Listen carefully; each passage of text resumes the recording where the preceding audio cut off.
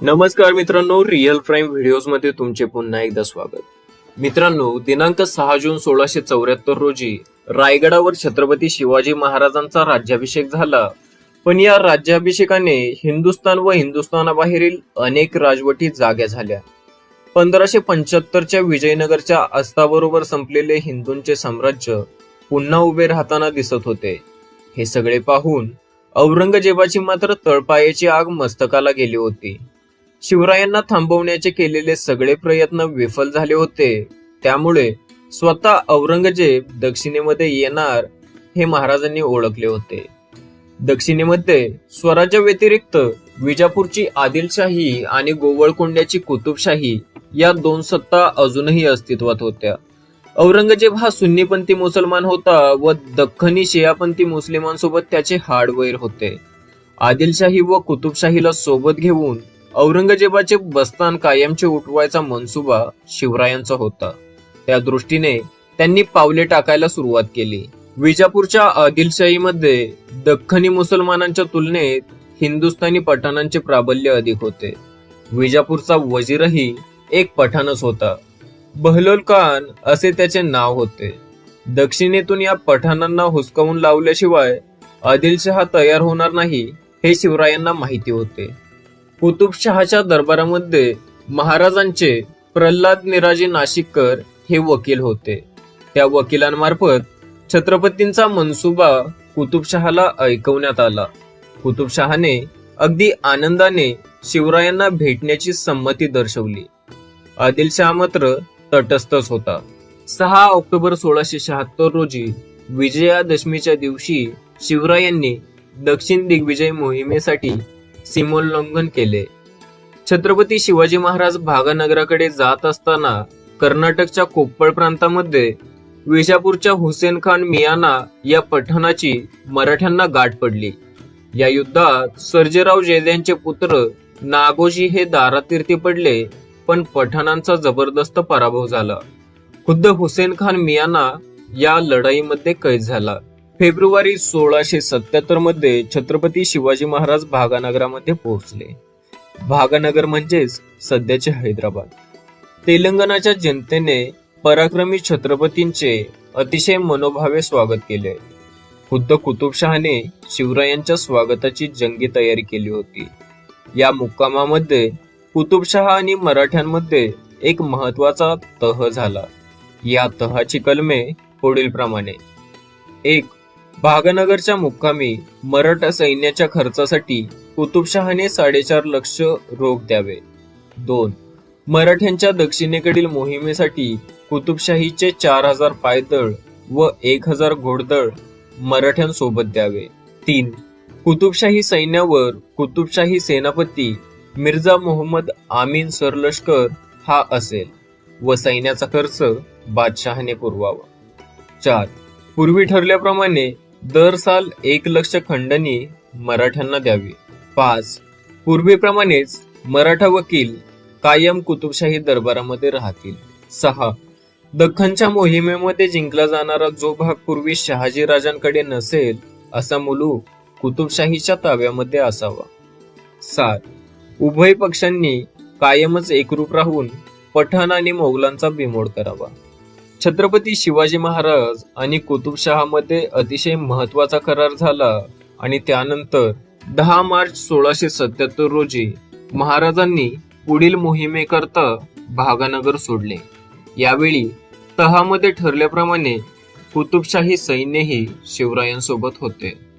छत्रपती शिवाजी महाराजांच्या राज्याभिषेकानंतर औरंगजेब दक्षिणेमध्ये येणार हे शिवरायांना माहिती होते.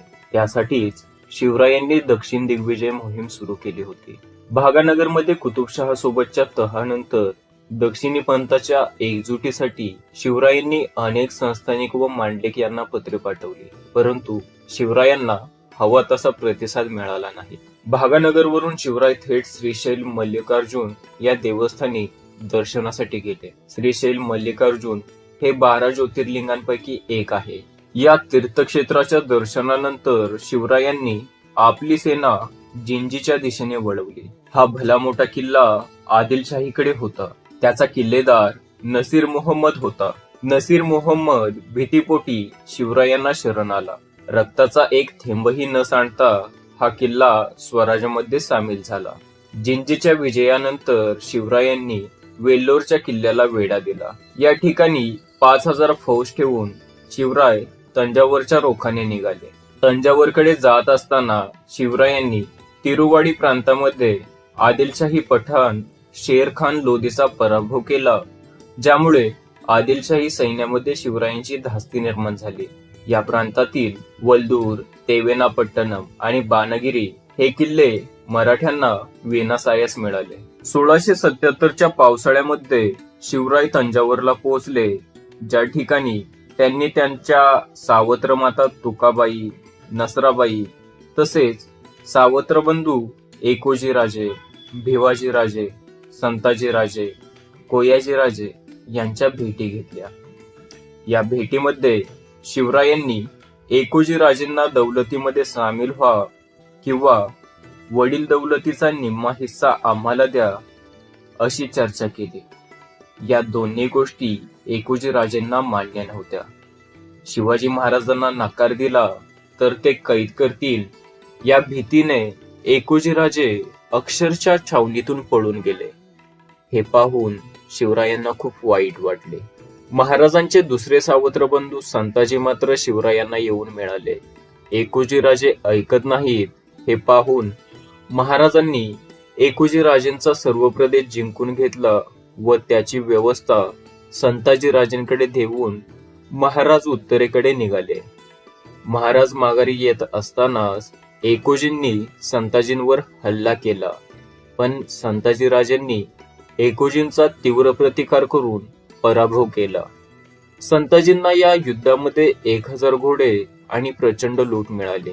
एकोजीराजांच्या पराभवाची वार्ता ऐकून शिवरायांना खूप वाईट वाटले.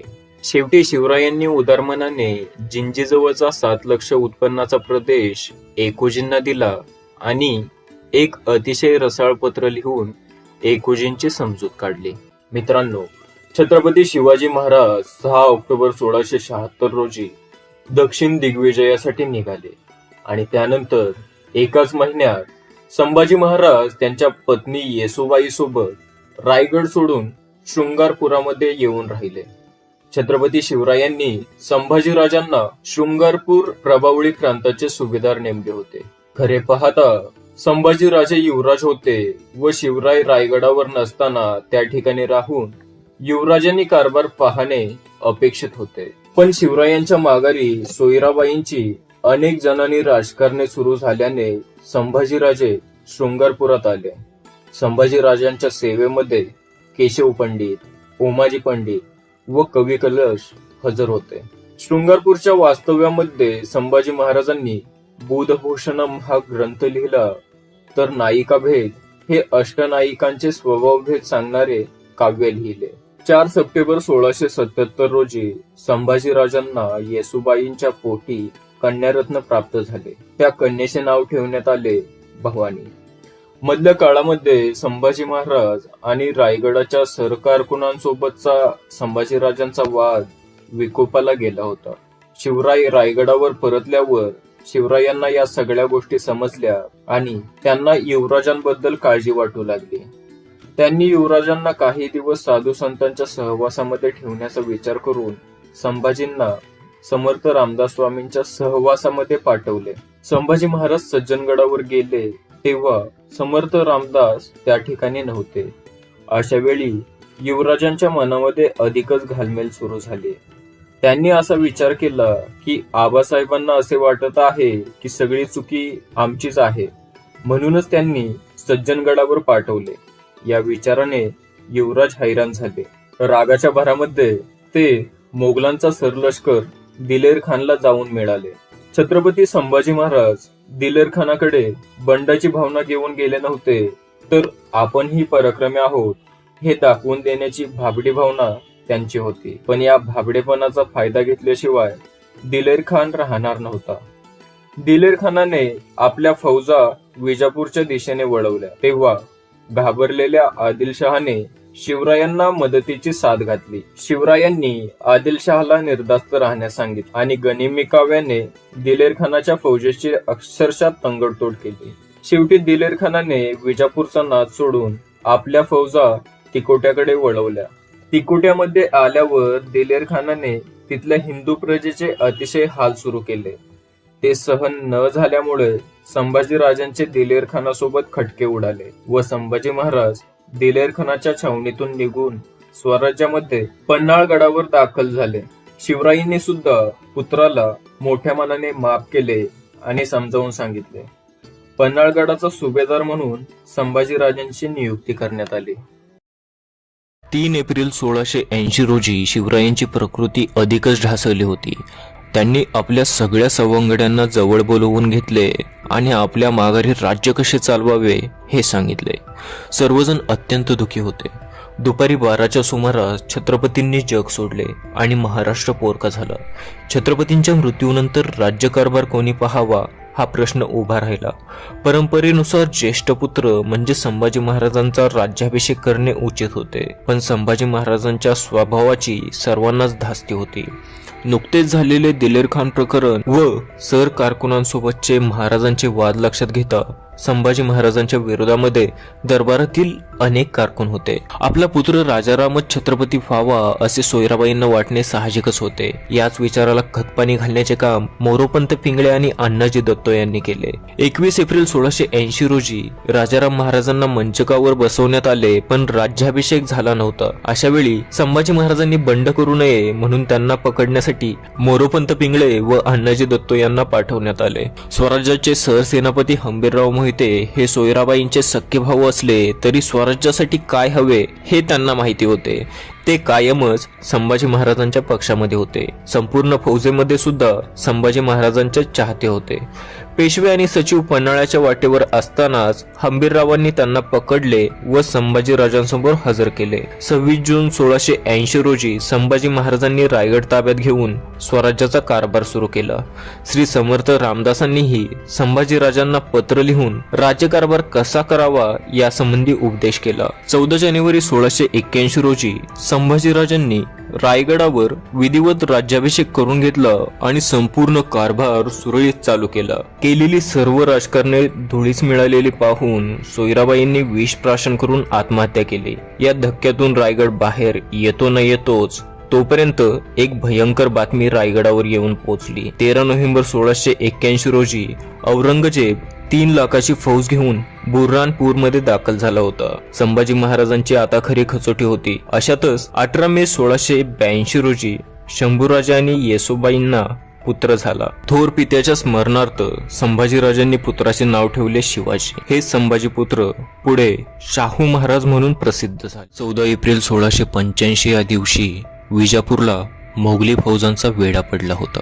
रहिमत खान, रुहुदुल्ला खान, रणमस्तन खान अशा शाही सरदारांनी विजापूरला मोर्चे लावले होते. वास्तविक आदिलशाही आणि कुतुबशाही या इस्लामी शाही होत्या, तरीही त्या दख्खनी असल्यामुळे आणि मुख्य म्हणजे मराठ्यांना सहाय्य करत असल्यामुळे औरंगजेबाने आपला रोख आता आधी या दोघांकडे वळवला होता. दिनांक 11 ऑक्टोबर 1685 रोजी बादशहा मोअज्जम याने थेट भागानगरवरच हल्ला चढवला. खुद्द बादशाह अबुल हसन कुतुबशाह भागानगरामध्ये होता. औरंगजेबाने बादशहाची बेगम सरीमा जानी हिला मजहबच्या नावाखाली चितावले आणि मादन्ना पंत या काफिर पंडिताला दूर करण्याच्या कानपिचक्या दिल्या. या मूर्ख बेगमने तिच्या खास खोजामार्फत भागानगरच्या चौकामध्ये सर्वांदेखतच मादन्ना पंत आणि आकण्णा यांचे खून करवले. असे केल्यामुळे मोगल मागे हटतील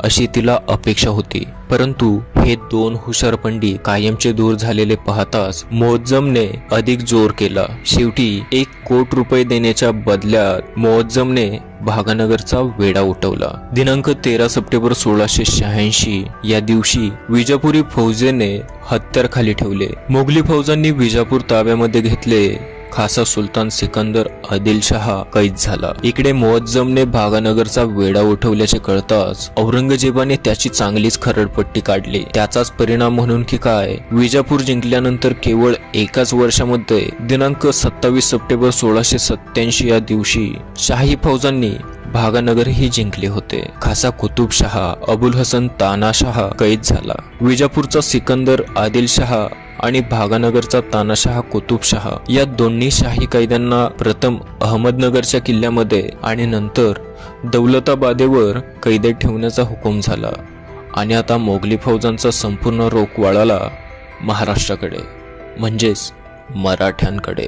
भागानगर आणि विजापूरचा पाडाव केल्यानंतर औरंगजेब आता आपले पूर्ण लक्ष पूर्णतः महाराष्ट्राकडे वळवणार हे तर उघडच होतं.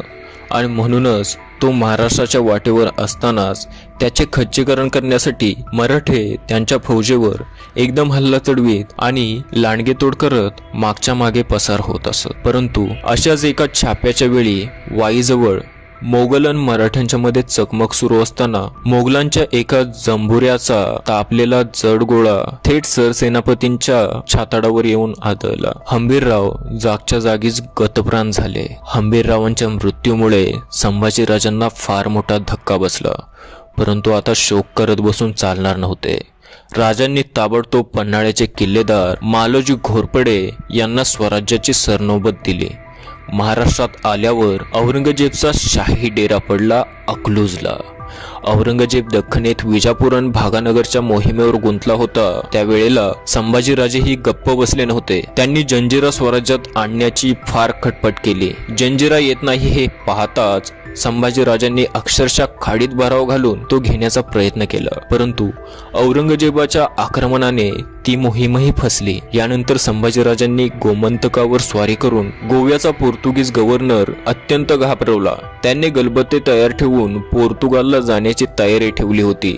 परंतु या मोहिमेतही संभाजीराजांना यशाने थोड्यासाठी गुंगारा दिला. औरंगजेबाचा अकलूजला तळ पडताच त्याने आपलं सरदार आणि वजीर जाफर खानाचा मुलगा एतिकाद खानला रायगडावर हल्ला करायला पाठवले. अर्थातच रायगड हा काही मातीच्या ढेकळासारखा नव्हता. चंकोजी काटकर नावाचा जबरदस्त सरदार रायगडाची किल्लेदारी पाहत होता. एतिकाद खानाने रायगडाला मोर्चे लावले. या एतिकाद खानाला जुल्फिकार खान अशी पदवी होती. रायगडाला मोगलांचा वेढा पडला ही बातमी पन्हाळ्यावर असणाऱ्या संभाजीराजांना समजली. कोल्हापूर पासून पुण्यापर्यंतच्या मधल्या वाटेवर मोगल सरदारांच्या छावण्या पसरल्याने राजे कोकणच्या मार्गाने गडाकडे मार्गस्थ झाले. घाट माता उतरून संभाजीराजे रायगडाच्या वाटेवरच संगमेश्वरला एका रात्री मुक्कामासाठी थांबले. राजे उतरले तो देसायांचा वाडा चांगला बळकट होता. राजांच्या सोबत फक्त 500 हत्यारबंद मावळे होते. औरंगजेबाने ताबडतोब शेख निजाम आणि त्याच्या मुलाला 5000 कडव्या स्वारांसह कोकणात उतरण्यास फरमावले. अकलूजच्या तळावरून रात्रीच निघालेली ही 5000ची फौज पन्हाळगडावरच्या मालोजी घोरपड्यांनी पाहिली. काय घडतंय याचा त्यांना पुसटचा अंदाज आला आणि त्यांनी लगेच आपले पुत्र संताजी आणि बहिर्जी यांना संभाजीराजांच्या मदतीसाठी पाठवून दिले. त्याआधी वाऱ्याच्या वेगाने मराठी खबरगीर ही खबर संभाजीराजांना पोहोचवणार होता. दिनांक 3 फेब्रुवारीची पहाट उजडली. सरदेसाईंच्या वाड्यामध्ये कोंबडा आरवायच्या आतच पहिला मराठी खबरगीर दाखल झाला अन झोपलेल्या संभाजीराजांना उठवून त्यांनी खबर पेश केली. सरदार मुकर्रब खान फौजेनिशी कोकणात उतरतोय. राजांना ही बातमी खरी वाटली नाही. कारण मुकर्रबला उतरण्यासाठी जो रस्ता होता तो अंबा घाट सध्या मराठ्यांच्या कब्जात होता. अनुस्कुरा घाट उतरून येणे मोगली सैन्यांना या जन्मात तरी शक्य नव्हते. तो घाटच फार भयानक होता. जरा वेळाने दुसरा खबरगीर आला. त्यांनी खबर पेश केली, मुकर्रब खानाने अनुस्कुरा घाट ओलांडला आहे. तो वेगाने संगमेश्वर जवळ करतोय. सोबतीला शिर्के पण आहे. ही खबर ऐकताच संभाजीराजे खडबडून जागे झाले. कारण एकट्या मुकर्रबला एका रात्रीत अनुस्कुरा घाट उतरणे शक्य नव्हते. राजांनी त्या खबरगीराला आपली फौज हुशार करण्यास सांगितले. ते त्याला म्हणाले, आत कविराज पूजा करत आहेत.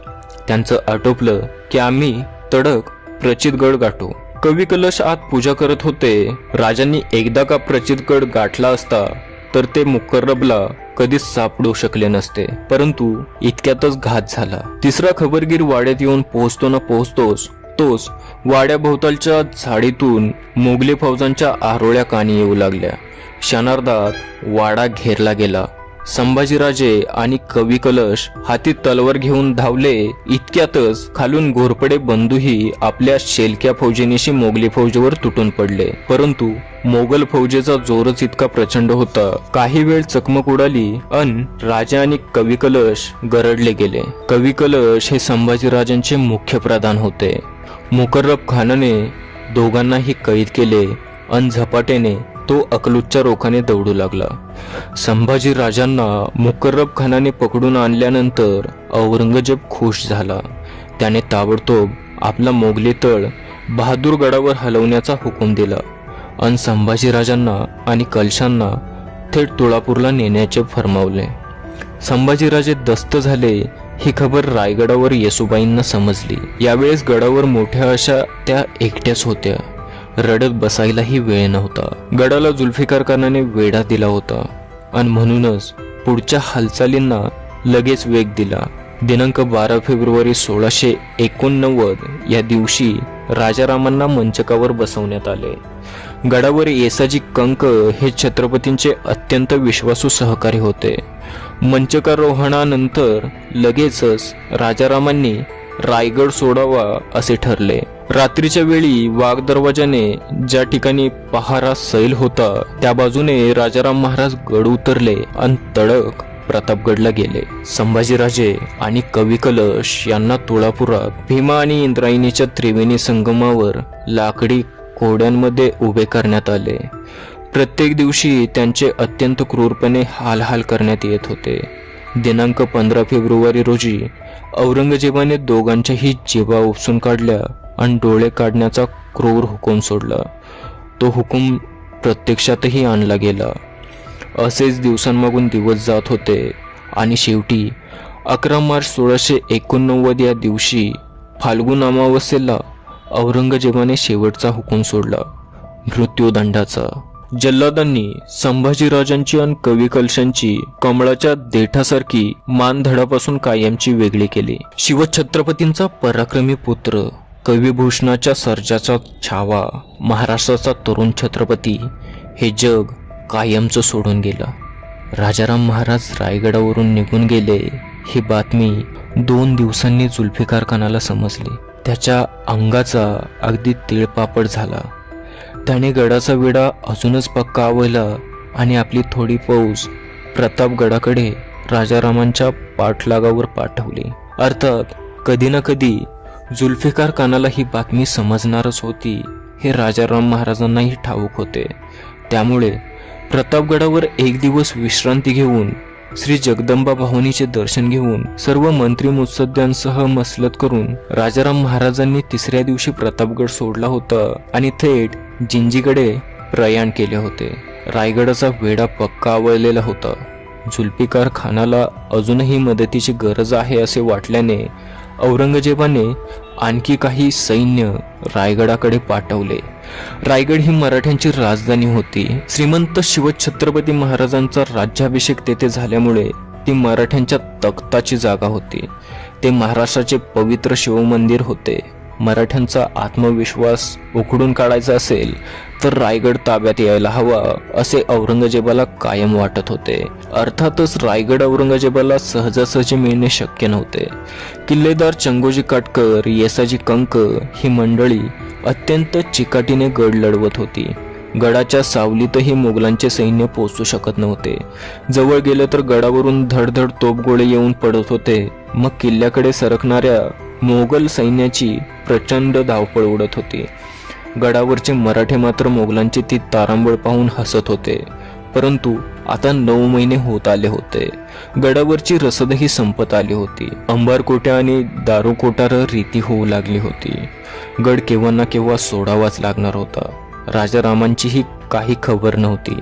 मोगलांचा वेढा आवळला गेला. उगाच मोगल गडामध्ये घुसले तर गडावर कत्तली करतील, त्यापेक्षा त्याआधीच त्यांच्याशी तह करून मराठ्यांचे जीव वाचवावे असा विचार येसुबाईंनी केला. अखेरीस सर्वांच्याच विचाराने दिनांक 3 नोव्हेंबर 1689 रोजी मोगल सैन्याचे पाय गडाला लागले. येसुबाईंनी गड मोगलांच्या हवाले केला, परंतु येसुबाई साहेब आणि राजपुत्र शिवाजी हे मात्र अखेरपर्यंत मोगलांचे कैदी राहणार होते. गडावर शिवाजी महाराजांची साकवारबाई या नावाची एक पत्नी होती. शिवाय संभाजीराजांच्या दुर्गाबाई आणि इतरही काही उपस्त्रिया होत्या, त्या देखील मोगलांच्या कैदेमध्ये गेल्या. राजाराम महाराजांची पत्नी व सरसेनानी हंबीरराव मोहित्यांची कन्या ताराऊ उर्फ ताराबाई ही अद्यापही लहानच असल्यामुळे तळबीडलाच माहेरी राहत होती. रायगड पडला म्हणजे मराठेशाही संपली असे औरंगजेबाला वाटायच्या आतच त्याला मराठ्यांच्या झणझणीत हल्ल्यांचा अनुभव येऊ लागला. राजाराम महाराज जिंजीला गेले होते. आता जिंजी ही मराठ्यांची नवी राजधानी होती.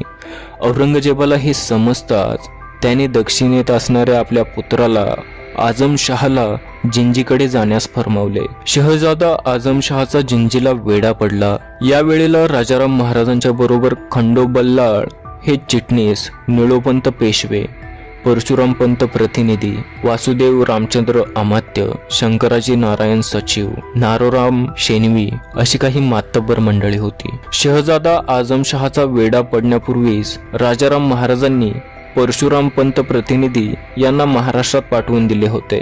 जिंजीचा किल्ला प्रचंड होता. गडावर रसद आणि दारुगोळा मुबलक होता. आझमशहाला गड मिळणे अशक्य होते. आता महाराष्ट्रात राजाही नव्हता आणि राणी सुद्धा. महाराणी येसुबाई साहेब आणि राजपुत्र शिवाजीराजांना इतर कुटुंब कबिल्यासह औरंगजेबाच्या छावणीमध्ये दाखल करण्यात आले. औरंगजेबाने या सर्वांना कडक बंदोबस्तामध्ये ठेवले. युवराज शिवाजीराजे यावेळेस जेमतेम 7 ते 8 वर्षांचे होते. ते दिसायला अत्यंत गोड होते. औरंगजेबाची धाकटी मुलगी झिनतुन्निसा बेगम हिला बाळराजांचा लळा लागला. कदाचित म्हणूनच औरंगजेबाने बाळराजांना मुक्तपणे कुठेही संचार करण्याची इजाजत दिली होती. परंतु बाळराजांचे शिवाजी हे नाव कानावर पडले की औरंगजेबाची भयंकर चिडचिड होत असे. याच 3 अक्षरांनी त्याला जन्मभर सतावलं होतं. थोरल्या शिवछत्रपती महाराजांनाही तो सिवा असंच म्हणत असे. जी हे आदरार्थी विशेषण या काफिर मरगठ्ठ्याला कशाला लावायचे उगाच, असा त्याचा उद्देश असेल. आताही बाळराजांच्या नावातील सिवा हे त्याला कायमच बोचत असल्यामुळे त्याने सिवाचं सावू असं नामांतर केलं. सावू या शब्दाचा मराठी उच्चार झाला शाहू. बाळराजांचं नवं नाव पडलं शाहूराजे. महाराष्ट्रामध्ये आता कोल्हापूर एक महत्वाचं ठाणं बनलं होतं. बहिर्जी घोरपडे हे किल्ल्याची जबाबदारी पाहू लागले. परशुराम पंत इतर घडामोडी पाहत होते. संताजी घोरपडे आणि धनाजी जाधवांच्या हाताखाली मराठी सैन्य पुन्हा तलवारी पेलत उभं ठाकलं होतं. महाराष्ट्रात आता राजघराण्याशिवाय लढण्यात येणारा लोकसंग्राम सुरू झाला होता. बादशाह आलमगीर औरंगजेबाचा शाही तळ बहादूरगड आणि अहमदनगरच्या मध्ये पडला असताना अचानक भयंकर गोंधळ माजला. मोगली स्वाऱ्यांच्या किंकाळ्यांनी छावणी भरून गेली. कोणाला समजेच ना झालंय तरी काय. आणि जेव्हा लक्षात आलं तेव्हा समजलं की मराठ्यांचा हल्ला आलाय. संताजी घोरपडे आणि धनाजी जाधवरावांच्या मराठी फौजांनी खाशा औरंगजेबाच्या स्थळावर हल्ला चढवला होता. राजमाता येसुबाई साहेब आणि शाहू महाराजांची सुटका करण्याचा मराठ्यांचा बेत होता. परंतु येसुबाईंभोवती कडेकोट पहारा असल्यामुळे मराठ्यांना त्यांच्यापर्यंत पोहोचता येत नव्हतं. शेवटी मिळेल तेवढ्या मोगलांना कापत मराठी फौजा माघारी फिरल्या. आता असे हल्ले वारंवार होणार होते.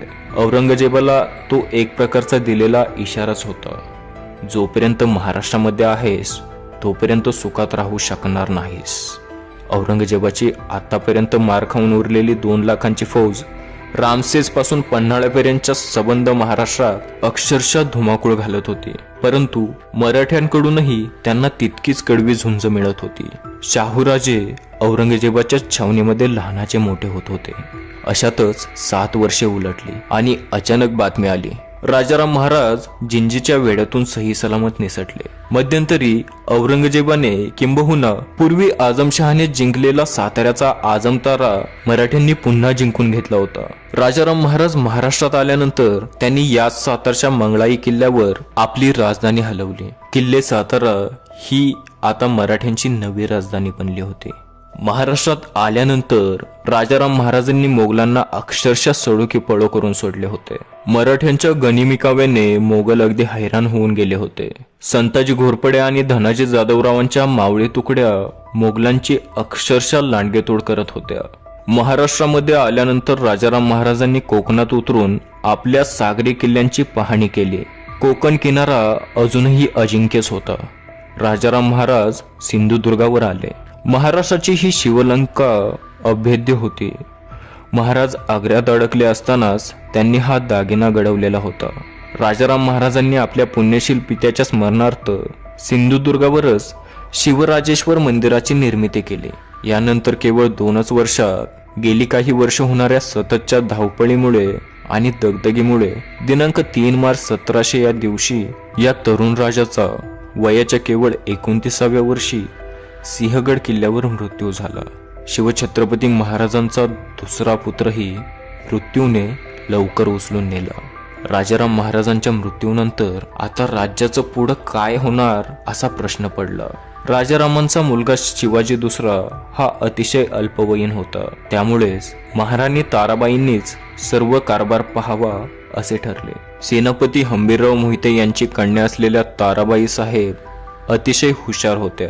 त्यांनी औपचारिकरित्या बाळ शिवाजी राजाला गादीवर बसवले. पुन्हा पूर्वीप्रमाणेच धनाजी जाधवांच्या आणि कान्होजी आंग्रे दाभाड्यांच्या मराठी फौजा औरंगजेबाच्या छावणीवर हल्ले करू लागल्या. मराठ्यांनी आता वेगळीच नीती अवलंबली होती. एखाद्या किल्ल्याला मोगली फौजेचा वेढा पडला की किल्ल्यावरची रसद संपेपर्यंत किल्ला लढवायचा. रसद संपली की तह करून किल्ला मोगलांच्या ताब्यामध्ये द्यायचा.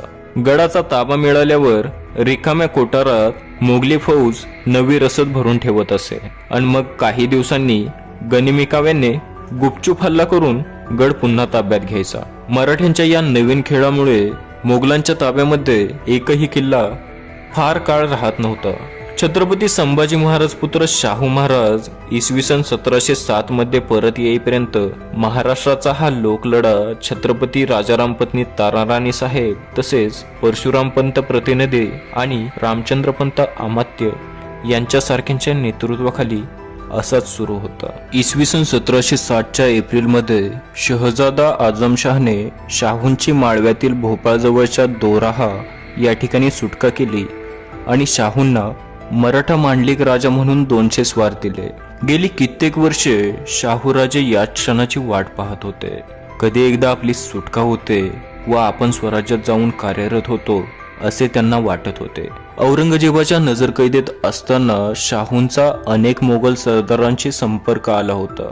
शाहूंचा शांत, मवाळ व सकारात्मक माणसे जोडण्याचा स्वभाव त्यांच्या फार उपयोगी पडला. कैदेतून सुटून दख्खनीत येतेवेळी अनेक मराठा मोगल सरदारांनी त्यांना आपल्या वाड्यांवर बोलावून सरबराही केली. धनाचीही मदत केली होती. उत्तरेस असणाऱ्या अनेक राजपुतांनी तसेच शिवछत्रपती महाराजांपासून प्रेरणा घेऊन बुंदेलखंड स्वतंत्र करणाऱ्या पराक्रमी अशा महाराणा छत्रसाल बुंदेला यांचा सुद्धा शाहूंना पाठिंबा मिळाला होता. सुटका झाल्यापासून शाहूंनी हर एक मराठा सरदाराला पत्रे पाठवली होती. त्याप्रमाणे शाहूंना कुमक मिळाली होती. अनेक मराठा सरदारांचे मन शाहूंकडे झुकत चालले होते. मे 1707च्या अखेरीला शाहूंनी नर्मदा ओलांडून पुन्हा दख्खनीमध्ये पाऊल टाकले. यावेळेस त्यांच्याबरोबर मोगलांनी दिलेले 200 स्वार व मोहनसिंह राठोडची थोडीफार फौज होती. परंतु थोड्याच अवधीमध्ये शाहूंचे सासरे रुस्तुमराव जाधव, चिमणाजी दामोदरपंत मोगे, गणेशपंत सरनाई इत्यादी मंडळी शाहूंना उघड जाऊन सामील झाली. या लोकांना असे वाटत होते की श्री थोरल्या शिवछत्रपतींचा ज्येष्ठ वारस श्री शंभू छत्रपतींचा औरसपुत्र शाहू हेच खरे स्वराज्याचे उत्तराधिकारी आहे. मराठ्यांच्या सिंहासनावरचा शाहूराजांचा हक्क त्यांना मिळायला हवा असे अनेक मराठा सरदारांचे मत होते. परंतु मराठी राज्यास घातक असा अत्यंत निर्वाणीचा पेच या ठिकाणी निर्माण झाला. शाहूंची सुटका झाल्याचे ऐकताच ताराबाईंचा जळफाट झाला. कारण संभाजीराजांच्या मृत्यूनंतर राजारामांना मिळालेली गादी पुढे त्यांचेच वंशज चालवणार होते. पण शाहूराजे सुटल्यामुळे आता राज्याचा सारा कारभार पुन्हा आपल्याला सोडावं लागणार या एकाच विचाराने ताराबाई हैराण झाल्या होत्या. राजारामांच्या अकस्मात मृत्यूनंतर ताराबाईंनीच गादी चालवून मराठी राज्य सावरले ही गोष्ट जरी खरी असली तरी आता त्यांना आपल्यावर अन्याय होतोय असे वाटू लागले होते.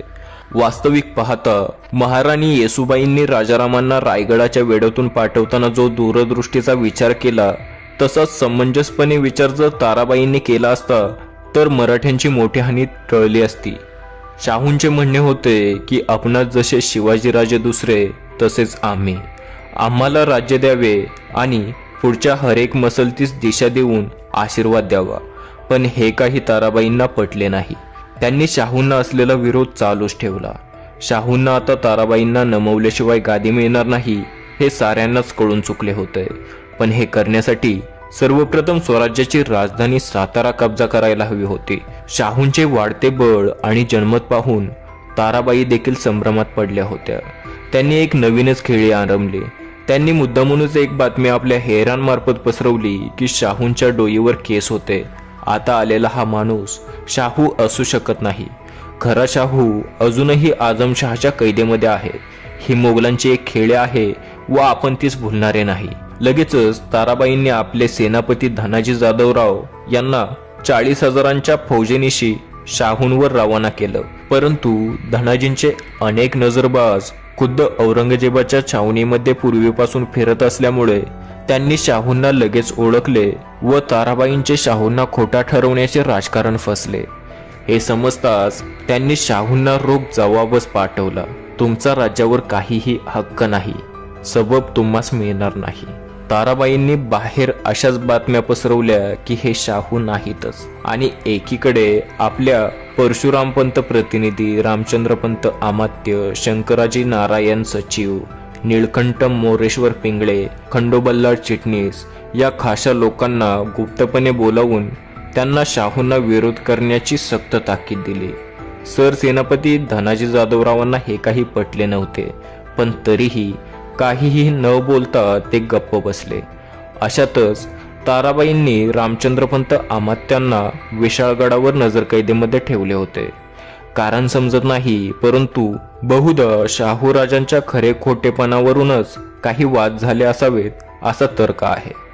रामचंद्रपंतांनी बाळाजीपंतांना बोलावून घेतले व धनाजी जाधवरावांस निरोप धाडला की शाहूराजे अस्सल वा खोटे याची खातरजमा करून जर खरे असतील तर त्यांना सामील व्हावे.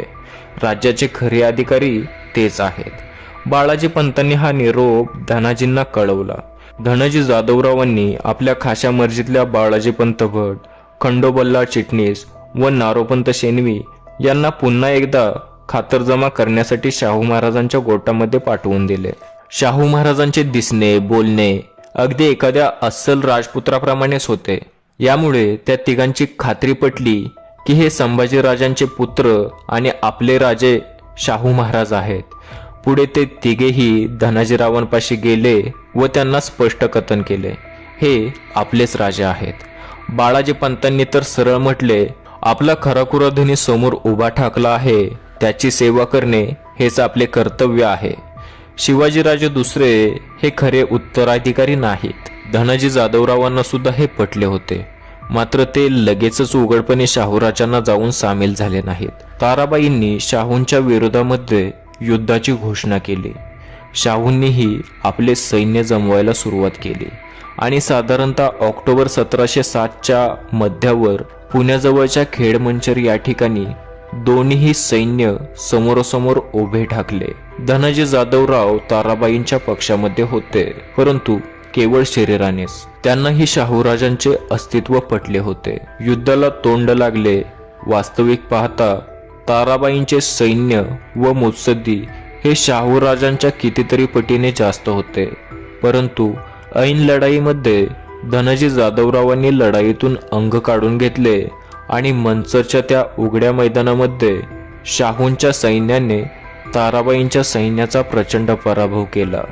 नंतर धनाजी जाधव सैन्यासह शाहूराजांच्या पक्षामध्ये येऊन सामील झाले. बाळाजीपंत तर आधीच येऊन शाहूराजांना सामील झाले होते. आता त्यांनी एक एक करून ताराबाईंच्या पक्षातील माणसे शाहूराजांच्या पक्षामध्ये आणण्यास सुरुवात केली. खेडनंतर शाहूराजांनी एक एक ठाणे जिंकून घेत राजधानी साताऱ्याकडे प्रस्थान ठेवले. ताराबाईंच्या पक्षातील रामचंद्रपंत अमात्य व धनाजी जाधवराव यांचा पाठिंबा त्यांना मिळाला होता. परंतु तिसरे मुख्य म्हणजे शंकराजी नारायण सचिव शाहू महाराजांना मिळाले नव्हते. शाहूंनी त्यांना पत्र पाठवून नव्या राज्यात येण्यासाठी विनवले, परंतु त्यांनी ते ऐकले नाही. अशातच 27 ऑक्टोबर 1707 रोजी त्यांचा रोहिडा किल्ल्यावर मृत्यू झाला.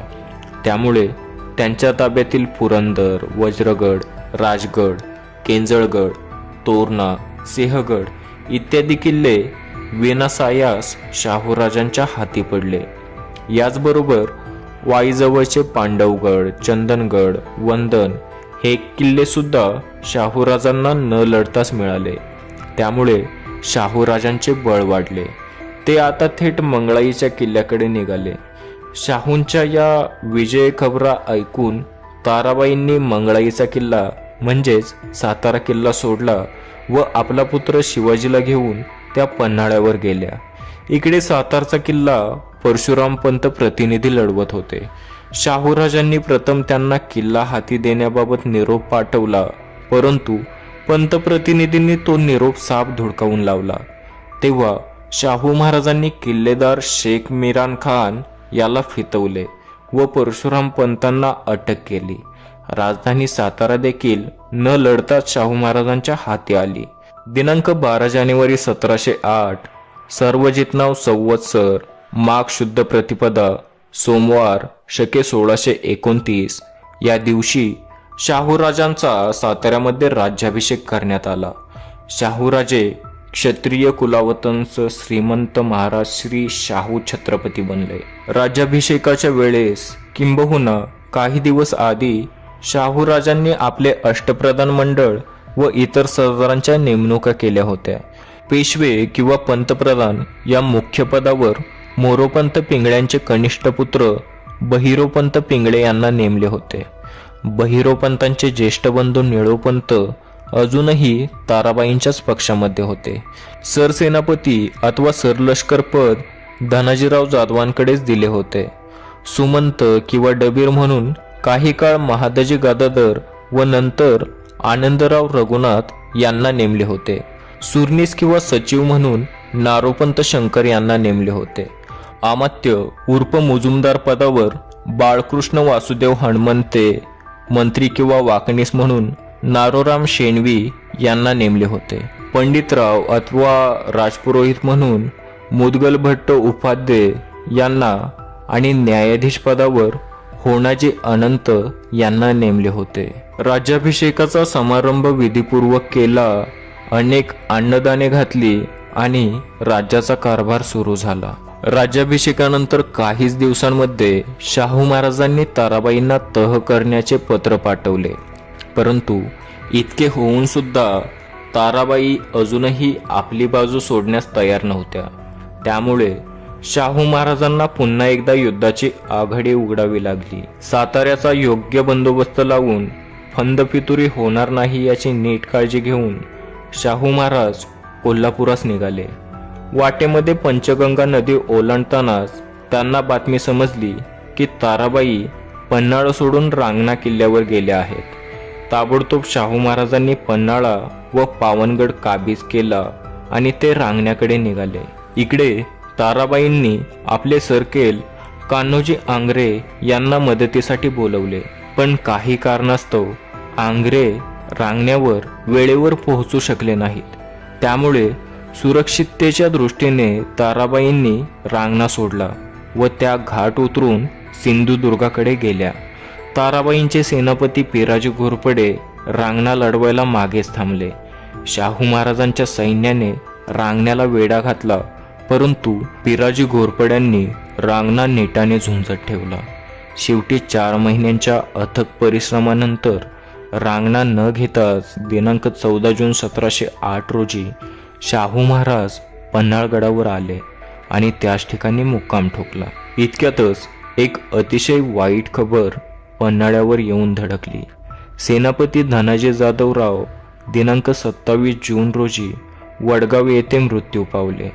शाहू महाराजांचे बळच खर्ची पडले. याचा वापर करून घ्यायला ताराबाई कशा विसरतील.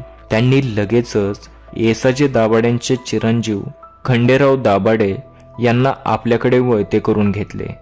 दाभाडे हे पवन मावळातल्या तळेगावचे इनामदार होते. खंडेराव दाभाडे सैन्यासह आपल्याला मिळाल्याचे पाहून ताराबाई सिंधुदुर्गातून खेळण्यावर म्हणजेच विशाळगडावर आल्या. ताराबाईंनी लगेचच रामचंद्रपंत अमात्य व पिराजी घोरपडे यांना विशाळगडावर बोलवून घेतले व पुढे कसे करावे याबाबत सर्वांनीच खल केला. रामचंद्रपंतांनी ताराबाईंना सल्ला दिला की सध्या युद्धकलह थांबवावा. वारणा नदी ओलांडून साताऱ्यास न जाता प्रथम कोल्हापूर व इतर मुलकाचा बंदोबस्त लावावा. याकरता कोल्हापूर हे राजधानीचे केंद्र बनवावे. ताराबाईंना सुद्धा रामचंद्रपंतांचा सल्ला पटला. त्यांनी शाहू महाराजांकडे तहासाठी दूध पाठवला. बरीच ओढाताण झाली, पण शेवटी कोल्हापूर व सातारा अशी स्वराज्याची 2 राज्यांमध्ये वाटणी होऊन दोन्ही पक्षांमध्ये तह झाला आणि छत्रपती शाहू महाराज आणि ताराराणी यांच्यामधील वाद मिटला. धन्यवाद मित्रांनो, भेटूया अशाच नवनवीन माहितीसह पुढच्या भागामध्ये. तोपर्यंत रिअल प्राईम व्हिडिओजला सबस्क्राईब करून बेल आयकॉन प्रेस करायला विसरू नका.